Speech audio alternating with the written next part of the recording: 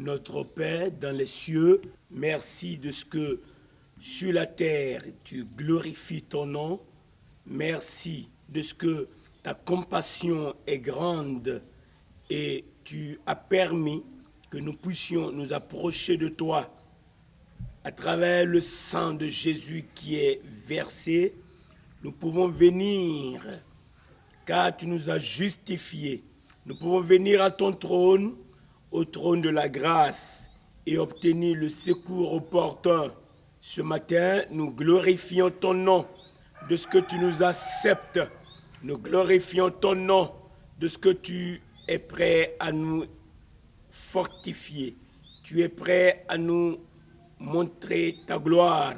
Tu es prêt à nous recevoir et à exaucer nos prières.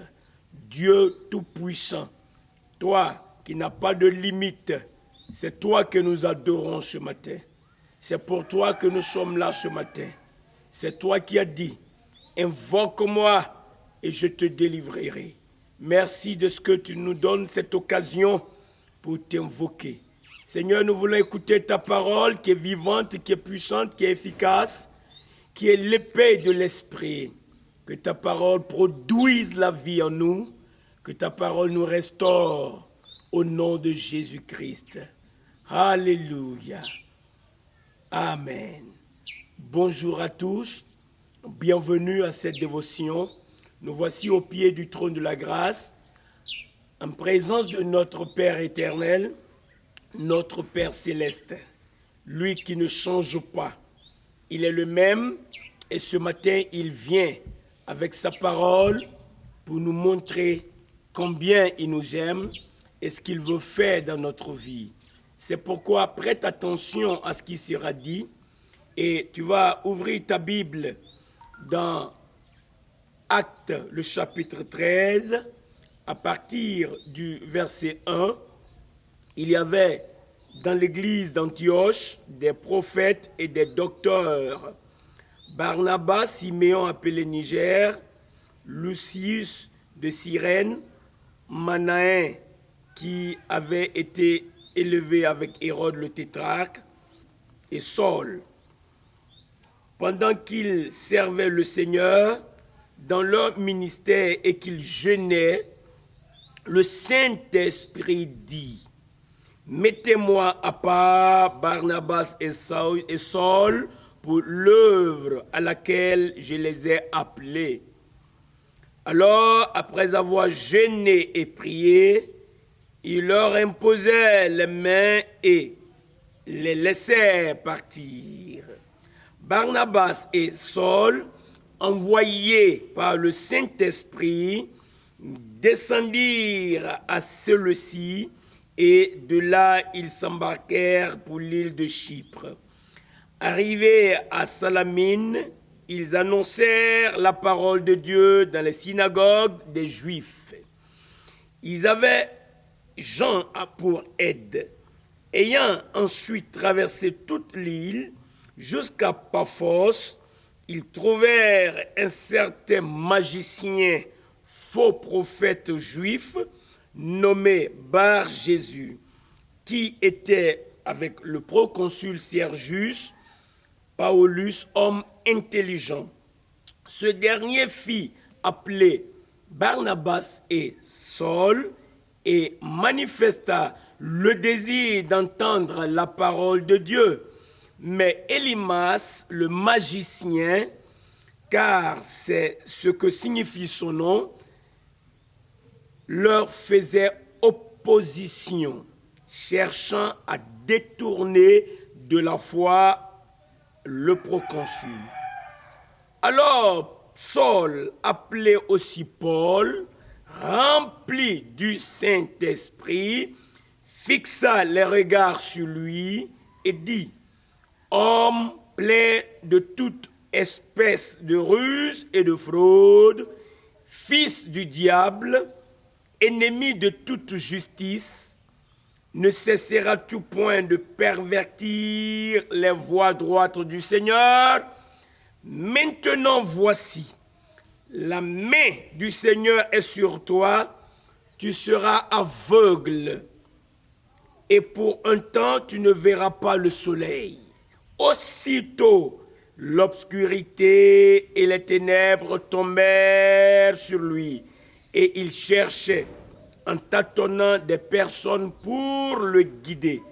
Alors le proconsul, voyant ce qui était arrivé, crut, étant frappé de la doctrine du Seigneur.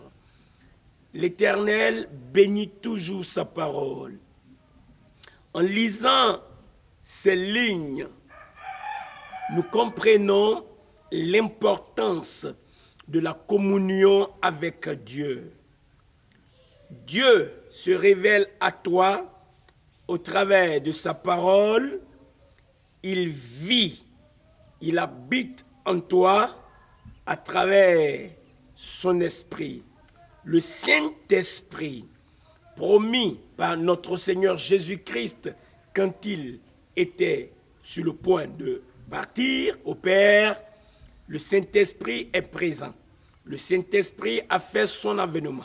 Le Saint-Esprit œuvre. Alors, pendant que les prophètes et les docteurs qui étaient dans l'église d'Antioche étaient à cette réunion de prière, ils jeûnaient, ils priaient, le Saint-Esprit a fait une intervention. Il a parlé. Donc, comprends que le Saint-Esprit est une personne. Il parle. Il a dit expressément, mettez-moi à part Barnabas et Saul pour l'œuvre à laquelle je les ai appelés. Dieu parle et il a besoin de Saul et il a besoin de Barnabas. Alors, ils ont jeûné, ils ont prié et ils ont imposé les mains à Saul et à Barnabas et ils les ont laissés partir. La parole de Dieu déclare, verset 4, Barnabas et Saul sont envoyés. Prête attention à ceci. Envoyés. Mais envoyés par qui? La parole l'explicite, envoyés par le Saint-Esprit. C'est très important de souligner ce fait. Quand tu as accepté Christ, c'est pour un but. Le but, c'est que tu puisses vivre dans une communion profonde avec le Créateur. Et dans cette communion, tu es guidé, tu es envoyé par le Saint-Esprit. Il est à l'œuvre en toi. C'est lui désormais qui enseigne les profondeurs de Dieu. C'est lui qui prend ce qui est de Dieu et nous le révèle. C'est le Saint-Esprit qui est à l'œuvre en nous. La communion que nous avons avec Dieu, c'est à travers la présence du Saint-Esprit en nous. Donc, le Saint-Esprit parle, il envoie donc Barnabas et Saul et ils ont obéi à la voix du Saint-Esprit. C'est ce que tu dois faire, c'est ce que je suis en train de faire. Obéir jour après jour à la voix du Saint-Esprit, car il parle, il console, il guide, il enseigne, il est puissant, il œuvre en nous et à travers nous. Quand ils sont partis, envoyés donc par le Saint-Esprit, ils sont arrivés à un lieu appelé Paphos. Ils ont trouvé donc un magicien qui n'a pas le même esprit qu'eux. Toute forme de magie est diabolique, est satanique. Alors, ils ont trouvé un magicien à Paphos et la parole de Dieu déclare que c'est un faux prophète juif. Il était avec le proconsul Sergius Paulus, qui était un homme très intelligent, dit la Bible. Alors cet homme, Sergius Paulus, a manifesté le désir d'entendre la parole de Dieu qui est vivante, qui est efficace. C'est un bon exemple. Si tu n'as pas encore reçu Jésus, je suis en train de t'apporter la parole qui procède de Dieu, qui est vivante, qui est efficace, qui est puissante, qui transforme des vies. La parole qui restaure, la parole qui te donne la paix du cœur, la parole qui va t'apporter le salut. C'est cette parole que je t'apporte maintenant. Sergius Paulus, proconsul, a manifesté le désir d'entendre cette parole. Mais cette parole sera prononcée par des êtres humains, mais inspirée par le Saint-Esprit qui a envoyé Saul et Barnabas.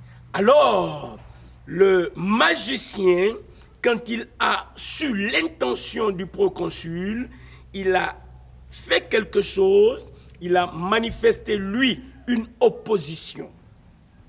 Pour que le proconsul n'écoute pas la parole, n'entende pas la parole. Il a fait opposition, parce qu'il ne voulait pas que le proconsul puisse croire à la parole. Mais c'est important, à des moments pareils, de se souvenir, pour toi qui as reçu déjà Jésus-Christ, que jamais tu n'es seul. Tu n'es jamais seul. Si à la vérité, tu as reçu Jésus-Christ comme ton sauveur et comme ton Seigneur. Si tu le confesses comme ton Seigneur, crois toujours qu'il est avec toi à travers le Saint-Esprit. Le Saint-Esprit, c'est la puissance de Dieu. Quand le Saint-Esprit est présent, c'est la puissance de Dieu qui est manifestée.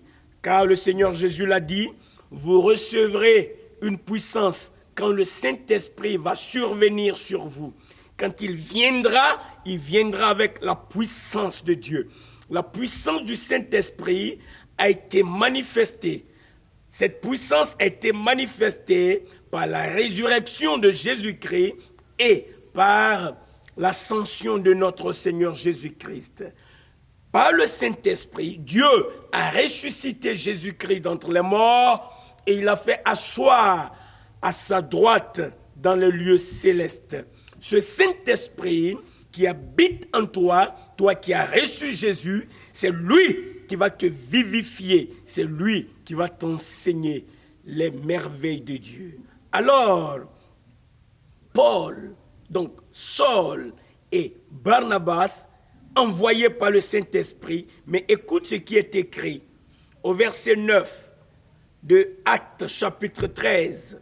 Alors, Saul, appelé aussi Paul, prête attention à ce qui va suivre, rempli du Saint-Esprit. Rempli du Saint-Esprit. Le Saint-Esprit avait pris possession de la vie de Paul. C'était un être humain qui pratiquait la bipédie.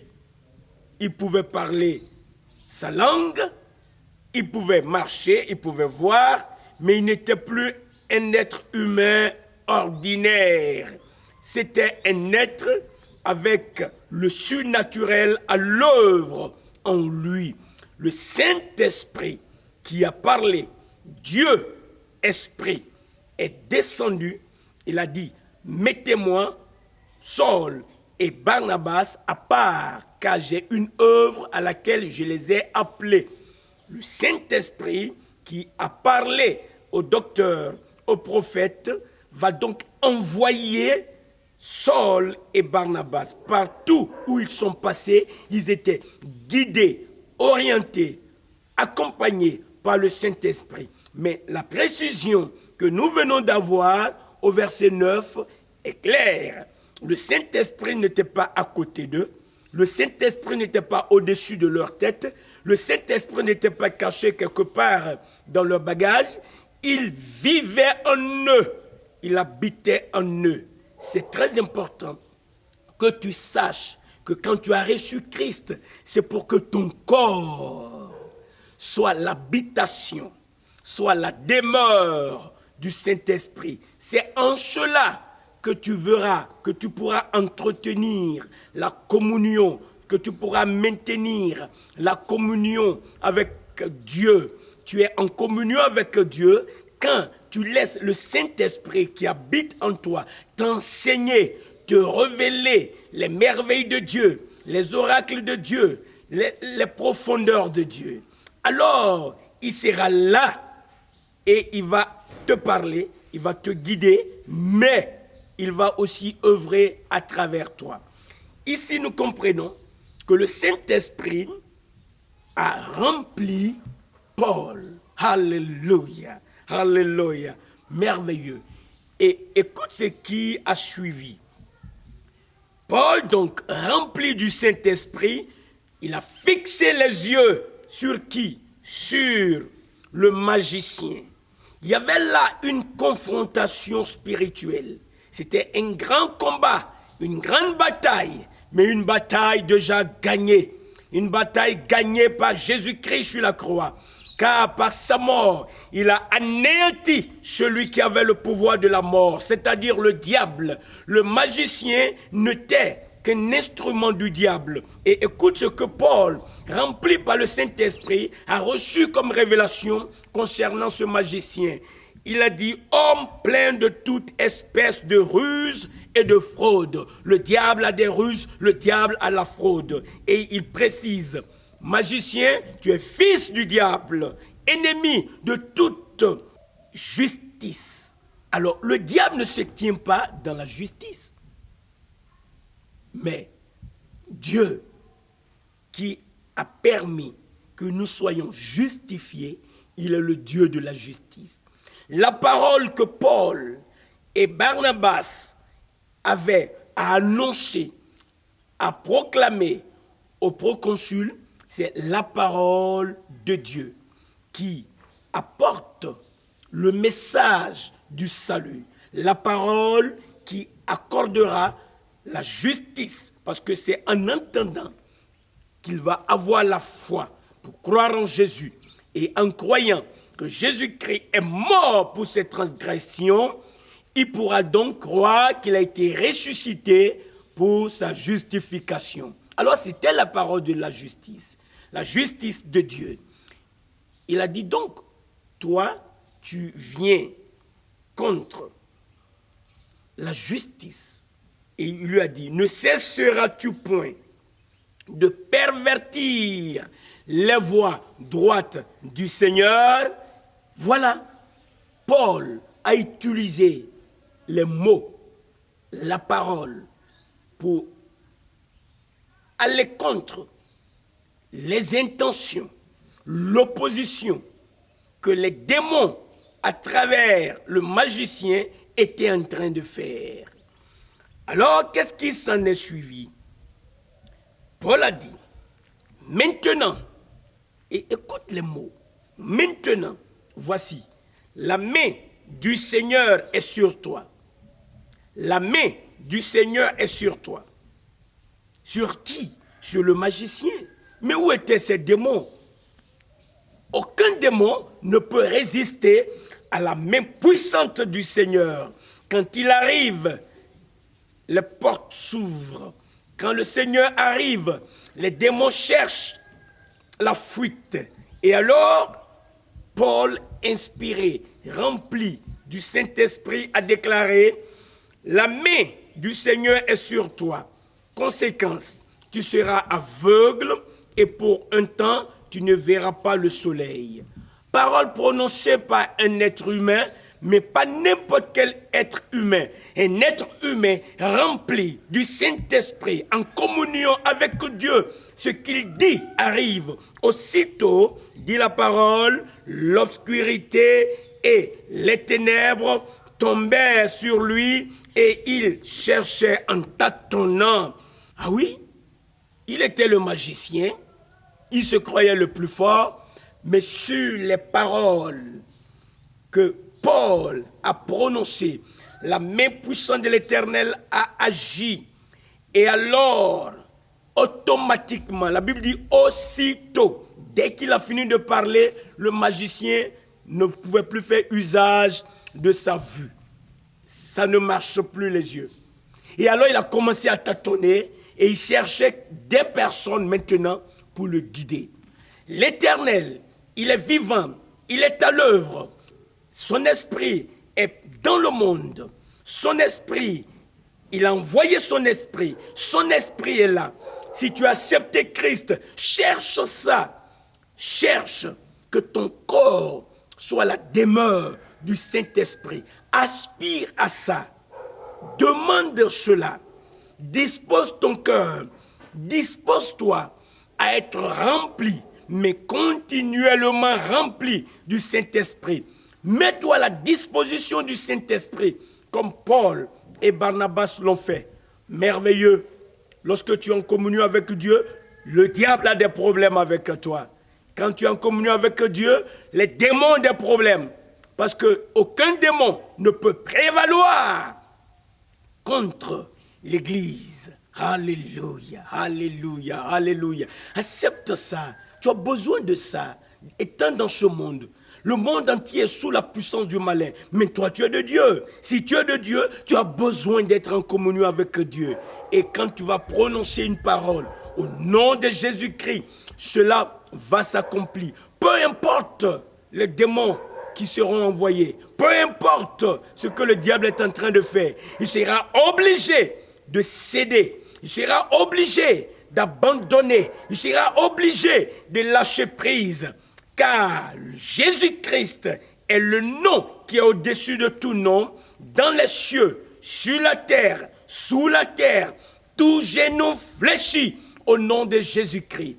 Et le proconsul qui manifestait le désir d'entendre l'évangile par la bouche des êtres humains, parce que l'évangile sera proclamé par toi et par moi.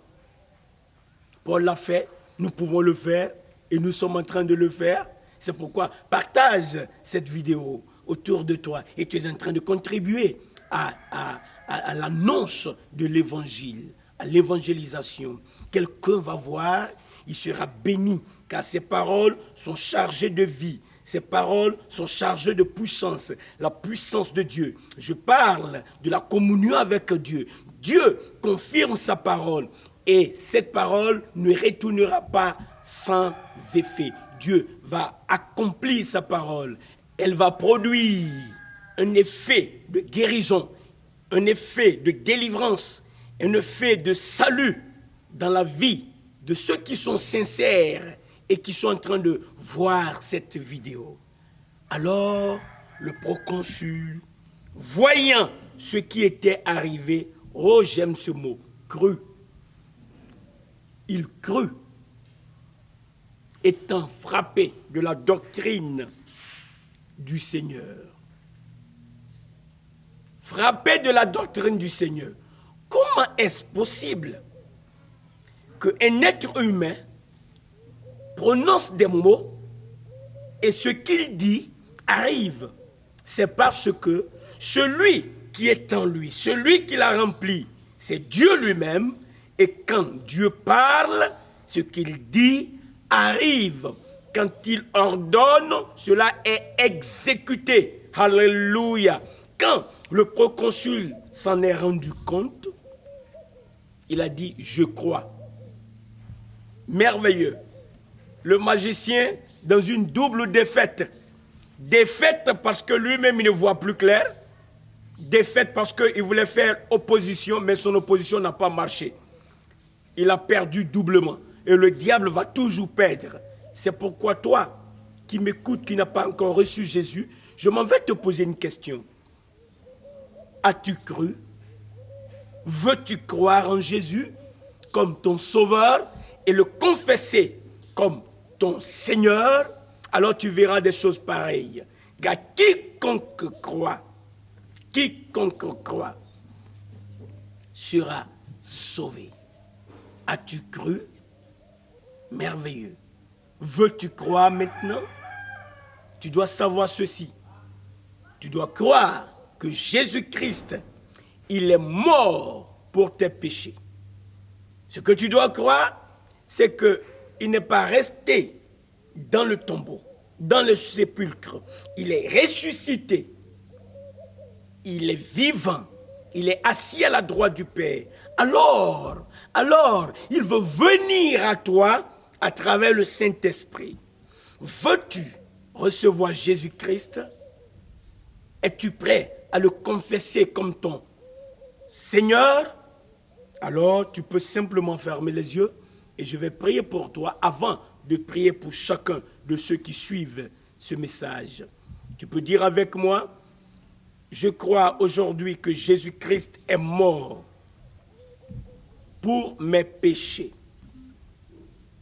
qu'il a été enseveli et qu'il est ressuscité des morts.